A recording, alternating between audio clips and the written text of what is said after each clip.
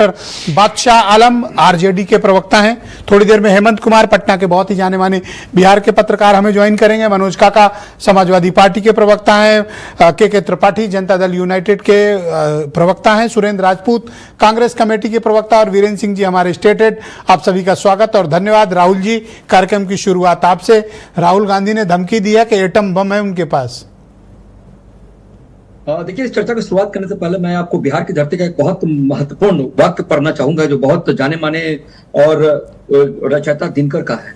देखिए, मूल जानना बड़ा कठिन है, नदियों का वीरों का धनुष छोड़कर, और गोत्र क्या होता है रणधीरों का। पाते हैं सम्मान तपोबल से भूतल पर, शूर जाति जाति का शोर मचाते केवल कायर क्रूर।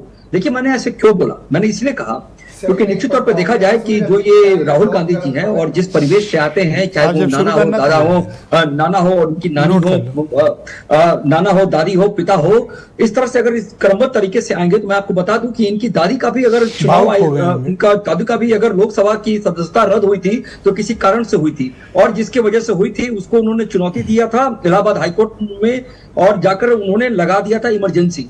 तो ये जो राहुल गांधी जी का जो बयान है उसका निश्चित तौर पे एक लोकतंत्र में इस तरह का बयान नहीं देना चाहिए, इस तरह से बचना चाहिए। इसका प्रतिकार भारतीय जनता पार्टी करती है। क्या आपकी पार्टी चाहती है कि राहुल गांधी के पास अगर कोई ऐसे सबूत हैं पब्लिक डोमेन में ले आए, सार्वजनिक प्रकटीकरण करें? बिल्कुल बिल्कुल। देखिए, आरोप लगाने से, देखिए मैं आपको बता दूं, आप डिमांड करो कि राहुल सारे सबूत पब्लिक डोमेन पे लाएं।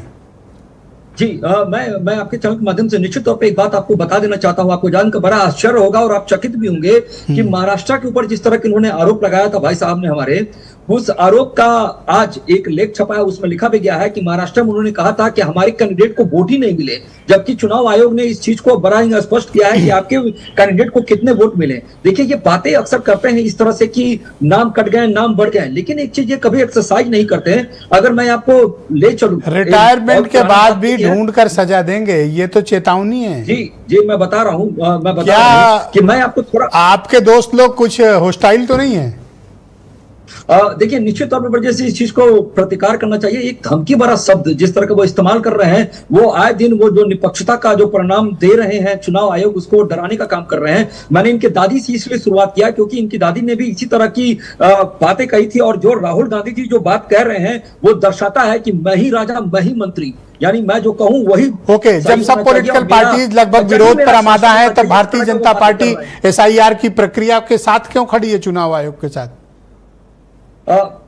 देखिए, जो संविधान सम्मत काम होता है उसके साथ भारतीय जनता पार्टी खड़ी रहेगी, ये भारतीय जनता पार्टी की पहचान है। मैं आपको बताते चलूं, मैं एक बड़ा सिंपल सा प्रश्न का उत्तर मांगना चाहूंगा अपने कांग्रेस के साथी के साथ जो हमारे साथ पैनलिस्ट में मौजूद हैं।